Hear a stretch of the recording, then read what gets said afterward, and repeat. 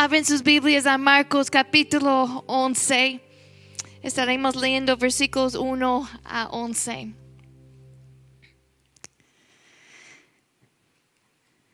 Imaginen por un momento si llegara una persona famosa a la iglesia en esta mañana. Yo no sé quién es su actor favorito o si te gustan los deportes, si Messi o qué sé yo de eso. Pero imagina que llegara esa persona. ¿Cómo recibiríamos esa persona?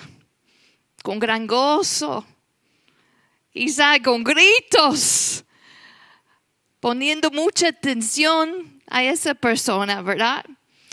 Hoy vamos a ver cómo la gente recibieron a Jesús cuando Él llegó a Jerusalén el domingo antes de la crucifixión. Estaremos leyendo en Marcos 11, versículo 1 a 11, la historia de la entrada triunfal.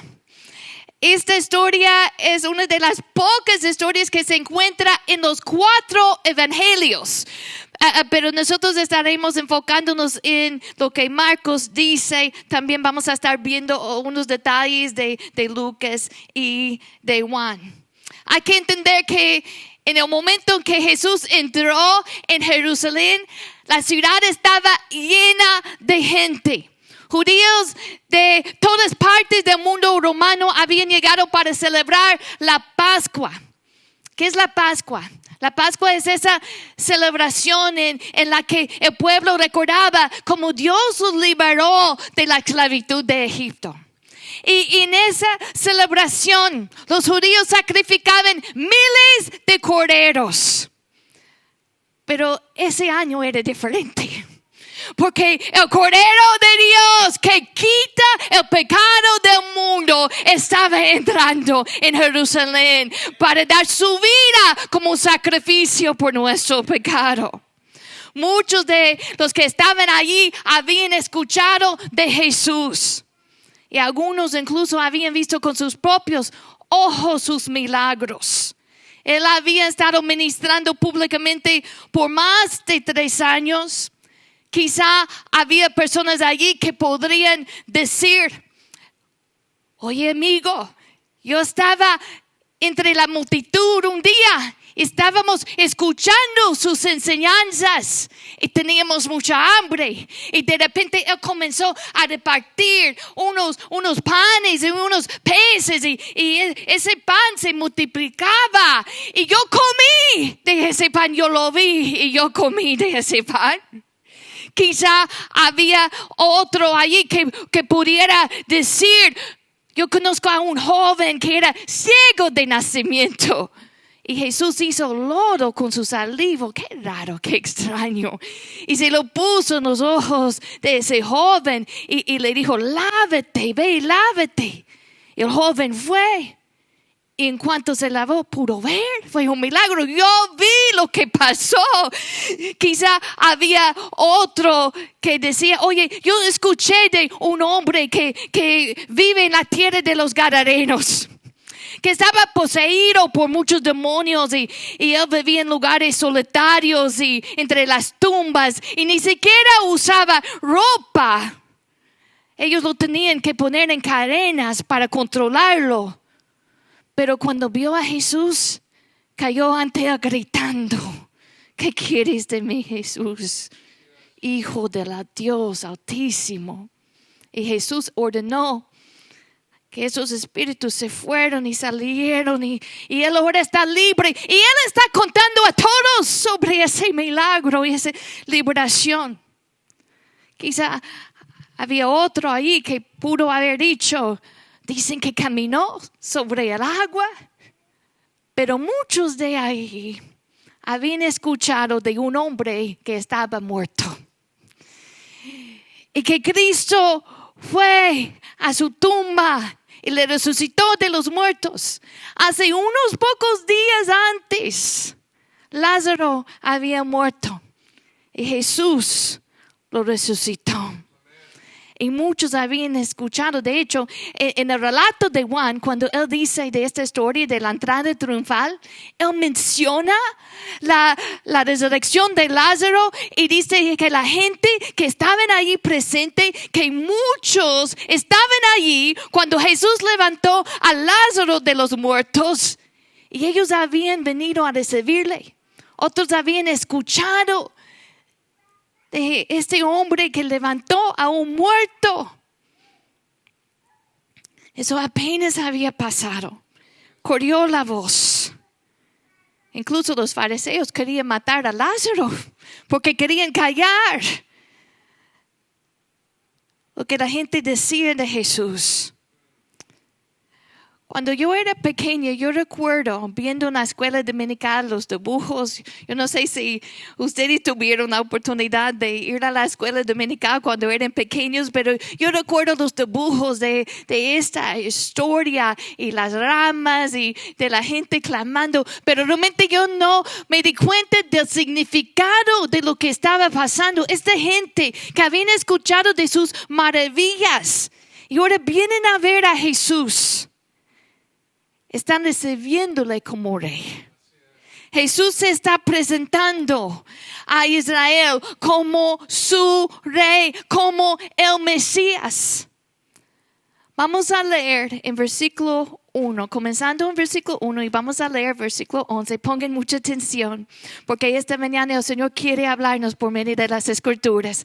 ¿Cuántos saben que la palabra de Dios es viva, es eficaz? Es como ese martillo que quebranta la dureza de corazones. Es como ese agua que nos lava. Necesitamos la palabra de Dios. Es nuestro alimento, es nuestro pan. Así que vamos a recibir la palabra con reverencia.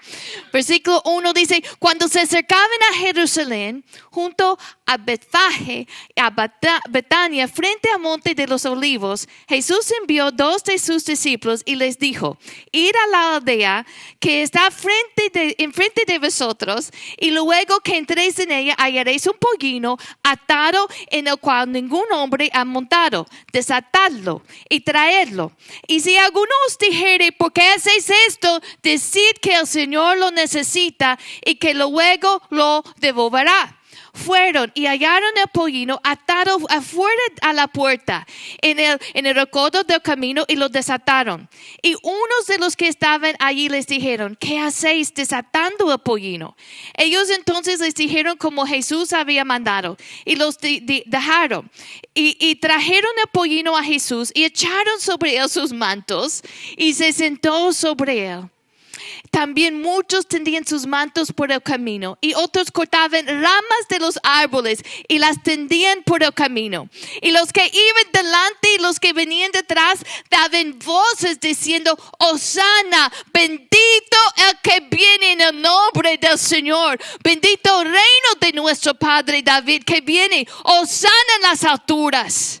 Y entró Jesús en Jerusalén y en el templo, y habiendo mirado alrededor todas las cosas, como ya anochecía, se fue a Betania con los 12.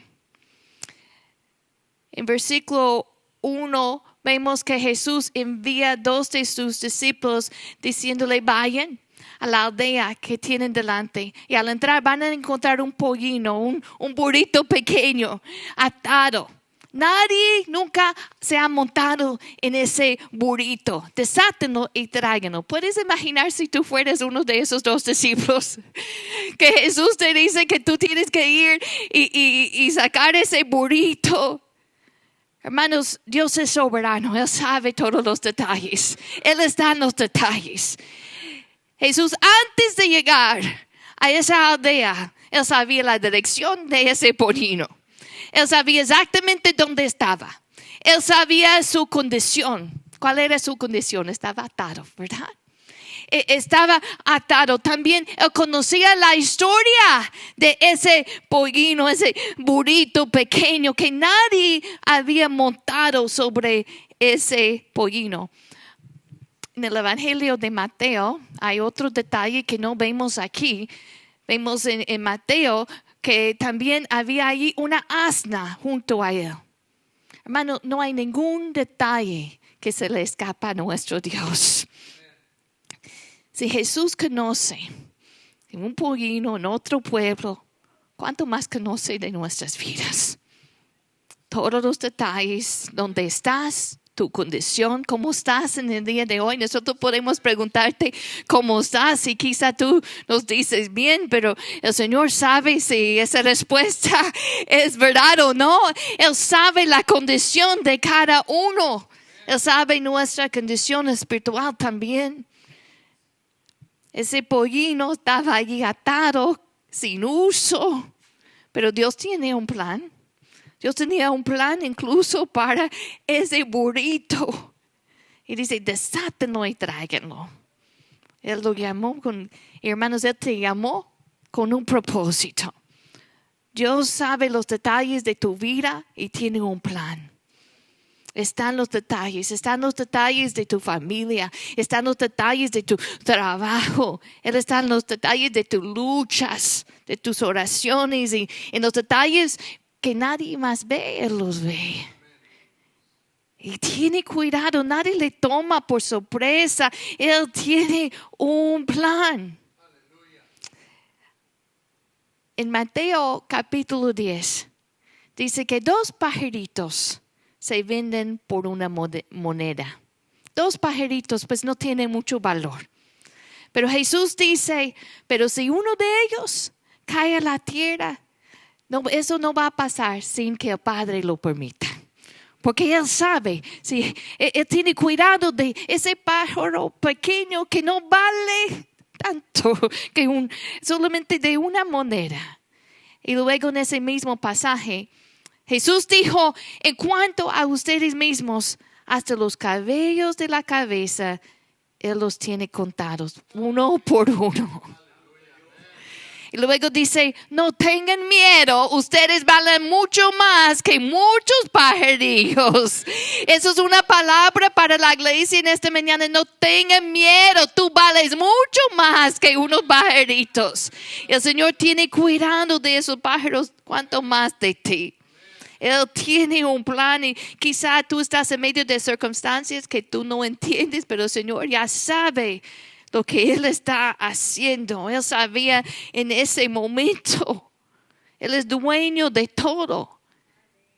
Y Él quiere utilizarnos. Si Él puede utilizar ese pollino, ¿cuánto más Él puede usar a nosotros?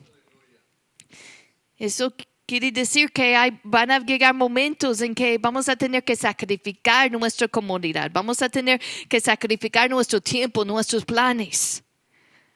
Imaginen esos 2 discípulos que entran. Y Jesús dice, versículo 3, y si alguien nos dijere, ¿por qué hacéis esto? Decir que el Señor lo necesita. Hermanos, Él quiere usarte a ti. Todo lo que hagamos que sea para nuestro Rey. Así que nos dice este pasaje que ponen sus mantos sobre el pollino, traen el pollino, echaron allí sus mantos y Jesús se sentó sobre él.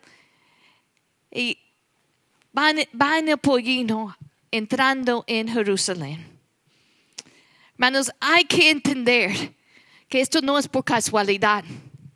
Esto es cumplimiento de una promesa que los judíos han tenido por como unos 500 años, han tenido la promesa. Y vamos a ver este pasaje, Zacarías 9:9. Zacarías 9:9. Esto no es casualidad. Que ese pollino estaba allí, que Jesús entra en un pollino. Normalmente los reyes entraban en un caballo, demostrando su poder, su reinado. Pero Jesús entra como un siervo humilde en un pollino, cumpliendo la promesa de Zacarías 9:9. Zacarías 9:9 dice así: alégrate mucho, hija de Sión. Da voces de júbilo, hija de Jerusalén. He aquí tu rey vendrá a ti, justo y salvador, humilde y cabalgando sobre un asno, sobre un pollino, hijo de asna.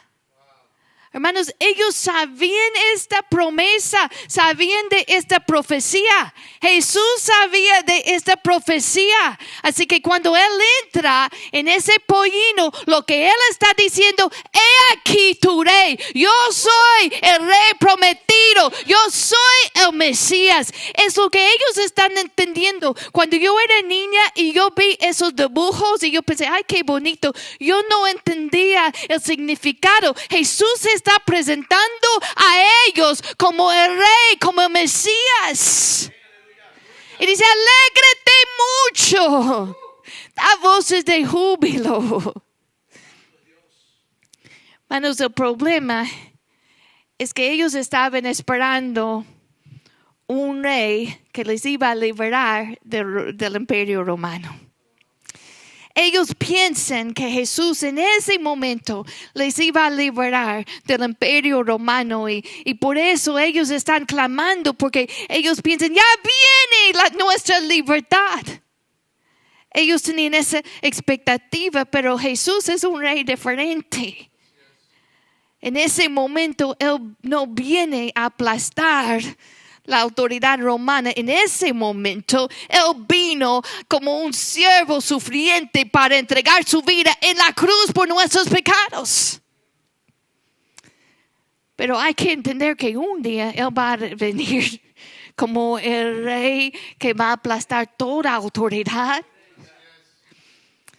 Pero en ese momento, en ese día, Él se estaba presentando como el Mesías que iba a morir por sus pecados. Jesús es un rey diferente. Él había llegado a darnos salvación, a morir en la cruz. Y la gente extendía sus mantos por el camino, ponen sus mantos en el camino como un acto de honor. No sé si... Seguro que ustedes han visto cuando tienen esas ¿cómo se llaman? Los awards, los premios de los actores. Y cuando lleguen allí a esa celebración, hay un escándalo, ¿verdad? Cuando los actores lleguen y ¿qué es lo que hacen? Sacan esa alfombra roja y allí caminan y todos sacan las cámaras. Bueno, Jesús no tenía una alfombra roja, pero tienen los mantos en el camino y están haciendo eso como un acto de honor, honrándole como rey. En Lucas 19, versículo 37, voy a leer estos versículos de Lucas. Dice, cuando llegaban ya cerca de la bajada del monte de los olivos, toda la multitud de los discípulos, gozándose, comenzó a alabar a Dios a grandes voces por todas las maravillas que habían visto, diciendo, bendito el Rey que viene en el nombre del Señor, paz en el cielo y gloria en las alturas. Comenzaron a alabar a Dios con grandes voces. Fue un momento de gozo. Recuerden la profecía de Zacarías que decía, alégrate, hija de Sión, da voces de júbilo. He aquí tu rey.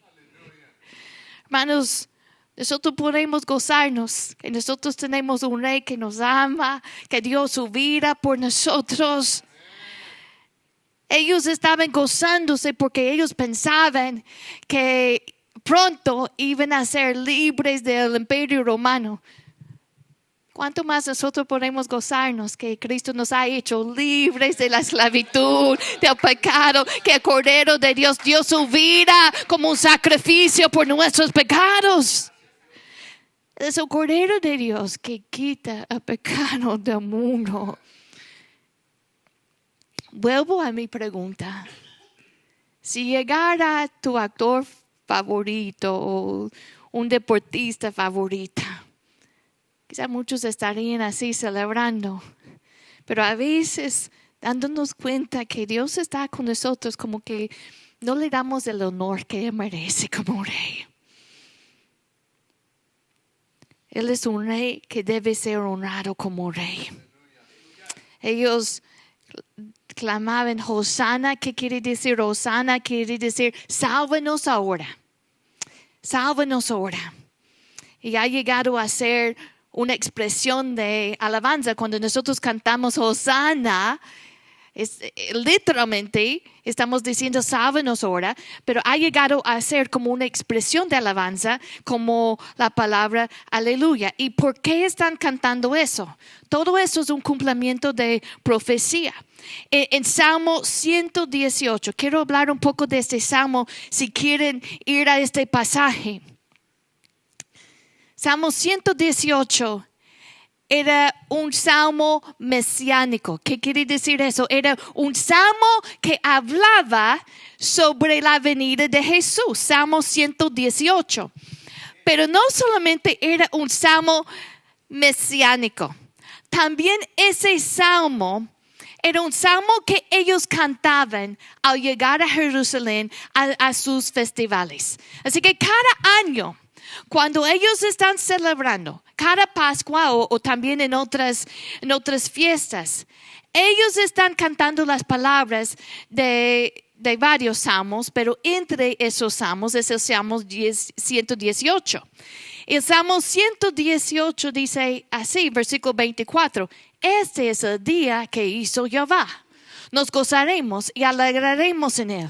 Oh Jehová, sálvenos ahora, te ruego.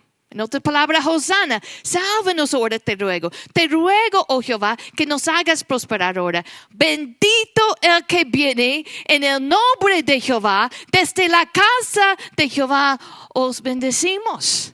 Así que cada año cuando subían a Jerusalén a la Pascua, ellos cantaban este salmo diciendo Hosanna, sálvenos ahora, diciendo bendito el que viene en el nombre del Señor. Cada año, este es el día que hizo Jehová. Pero este año de la entrada triunfal, cuando Jesús, el Mesías, su rey, estaba entrando en Jerusalén, era diferente.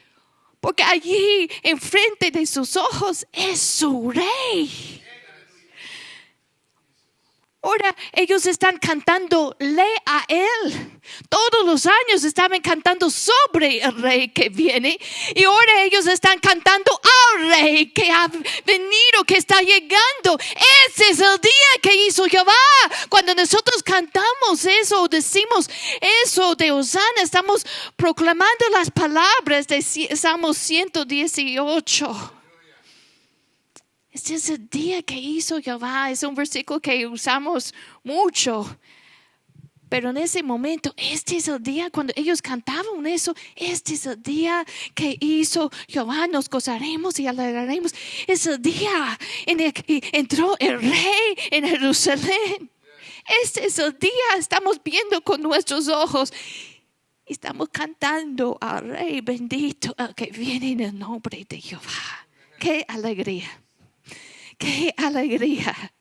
La llegada de un rey. Y qué alegría, qué gozo hay en nuestros corazones porque Él ha venido. Y Él reina en nuestras vidas. Al clamar estas palabras, Hosanna, la gente estaba públicamente reconociendo a Jesús como el Mesías. Pero no todos se estaban gozando. Habían ahí unos hombres bien molestos. Los fariseos estaban criticando y nos da este detalle en el Evangelio de Lucas. Ellos decían, Maestro, reprende a tus discípulos, cállenlos, que se callen. Pero en ese día no era posible callar. Los fariseos decían, Maestro, reprende a sus discípulos. ¿Y qué dijo Jesús? Os digo que si estos callaron, las piedras clamarían. Los fariseos querían silenciar las alabanzas a Cristo. Sus corazones eran más duros que las piedras.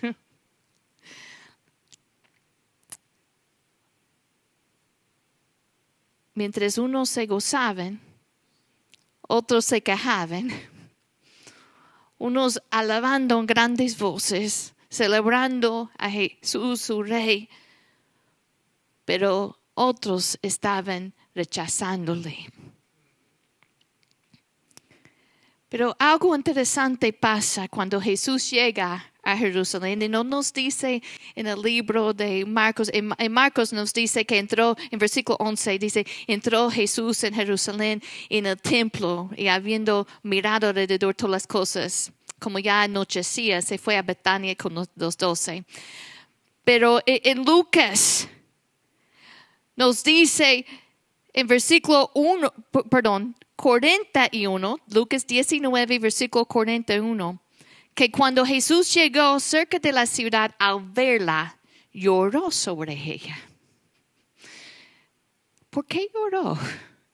O sea, todos allí celebrando, gozándose, excepto un cierto grupo que estaba molesto. Y Jesús llorando al ver la ciudad. Dice versículo 42 de Lucas 19, dice que Jesús dijo, si también tú conocieses a lo menos en este tu día lo que es para tu paz, mas ahora está encubierto de tus ojos, porque vendrían días sobre ti cuando tus enemigos te rodearán con vallado, te citarán, sitiarán y por todas partes te estrecharán y te derribarán a la tierra y tus hijos dentro de ti y no dejarán en ti piedra sobre piedra por cuanto no conociste el tiempo de tu visitación. Jesús llora sobre la ciudad porque ellos no reconocen el día de su visitación. ¿Cómo así cuando algunos están celebrando? Esa misma multitud que estaba celebrando unos pocos días después van a estar gritando otra cosa. Unos pocos días después van a estar gritando, crucifícalo. Ellos estaban esperando un rey libertador. Ellos no estaban esperando a un Mesías que iba a morir por sus pecados, que iba a confrontar sus pecados, que quería rescatarlos de sus pecados. No estaban esperando ese rey humilde que iba a entregar su vida en la cruz y muy decepcionados. Él no cumple con nuestras expectativas. Este no es la clase de rey que nosotros queremos. Hermanos, ¿qué haces cuando Dios no encaja con tus ideas? Dios es soberano. Él es un gran rey. Esa misma multitud en ese momento que estaban clamando, alabándole, en unos días después iban a estar pidiendo que lo crucificaran. Jesús sabía que muchos de ellos que estaban gritando alabanzas no tenían un compromiso con Él. Hermanos, es posible cantar alabanzas al Rey y no tener a Jesús como Rey. Es posible decir Jesús es el Señor y no tener a Jesús realmente como el Señor. Él quiere gobernar nuestras vidas. Él quiere salvarnos, rescatarnos de la esclavitud del pecado para que Él reine en nuestras vidas. Tenemos que tener un compromiso con Él. Esa multitud, muchos de ellos tenían ese entusiasmo, pero sin un compromiso verdadero y sin entendimiento. Hermanos, yo creo que lo mismo pasa en el día de hoy. Hay personas que pueden decir, yo sigo a Cristo, pero no entienden lo que realmente es seguir a Cristo. Seguir a Cristo quiere decir que todos los días tomemos nuestra cruz. En otras palabras, decidimos negarnos a nosotros mismos, negar a nuestra voluntad para seguir la voluntad de Cristo. Cristo no es la clase de rey que simplemente hace lo que nosotros queremos hacer. Él es quien gobierne. Él lloró por la ciudad porque ellos no entendían qué tipo de rey Él quería ser y sus líderes lo rechazaron. Y por causa de eso, en el año 70 unos 40 años después, esa ciudad iba a ser completamente destruida por los romanos. Y Jesús llora sabiendo eso. Hermanos, nosotros servimos a un gran rey. Un rey que es diferente que los demás reyes. Él es rey del universo, rey de las naciones y quiere ser rey de tu corazón. Y como rey, Él es digno de ser honrado como rey. Él es digno de ser alabado como rey, digno de ser amado como rey, digno de ser servido como rey, digno de ser obedecido como rey. Un día Él va a regresar en su gloria. Y la Biblia nos dice que se va a doblar toda rodilla de los que están en los cielos, en la tierra y debajo de la tierra. Y toda lengua confesar que Jesucristo es el Señor para gloria de su Padre. Cuando Él regresa, Él no va a estar cabalgando sobre un burrito. En Apocalipsis, Juan tiene una visión del cielo abierto. En Apocalipsis 19, versículo 11, dice, entonces vi el cielo abierto y he aquí un caballo blanco. Y el que lo montaba se llamaba Fiel y Verdadero. Luego dice versículo 16, y en su vestidura y en su muslo tiene escrito este nombre, Rey de Reyes y Señor de Señores. Jesús es el Rey. Hay que honrarlo como el Rey. Póngase de pie.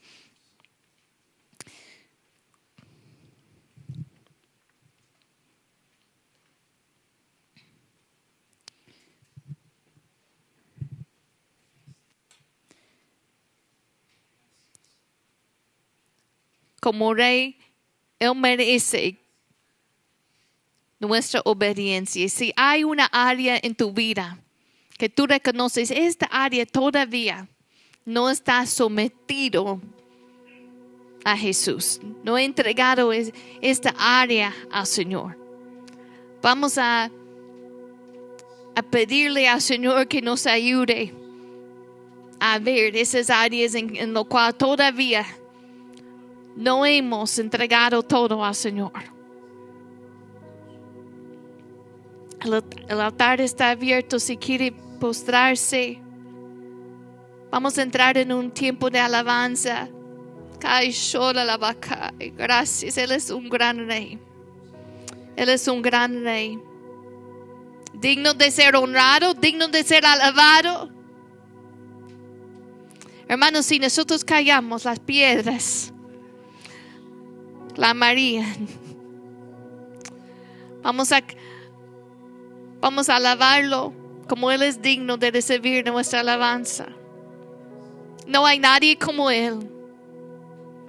Él vino a entregar su vida por tus pecados, a liberarte de la esclavitud del pecado.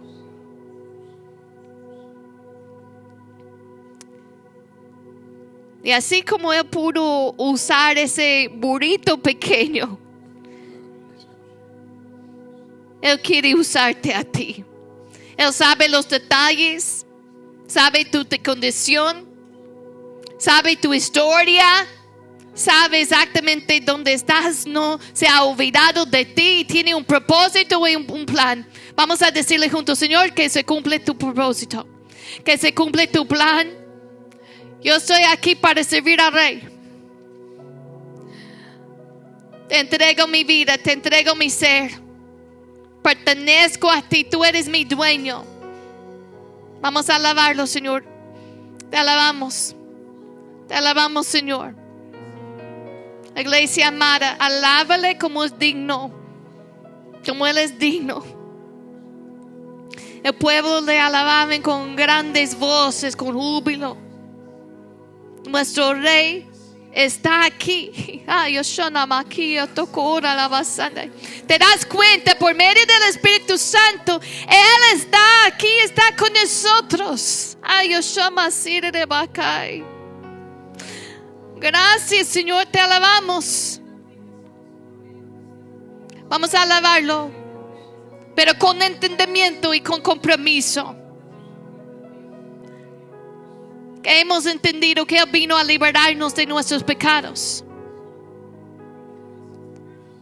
Y cuando nosotros le alabamos, estamos alabándole no solamente con emoción, pero también con compromiso. Oh Señor, aquí estamos, Señor, nos presentamos ante ti. Digno eres.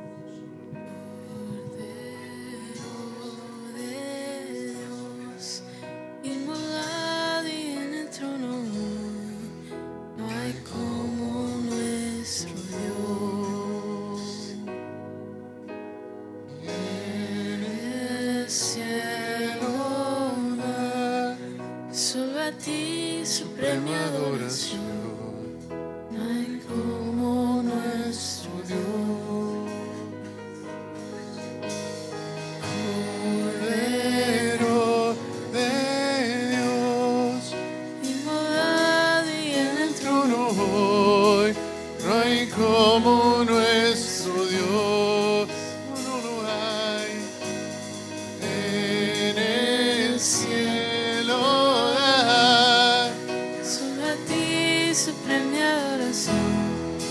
No hay como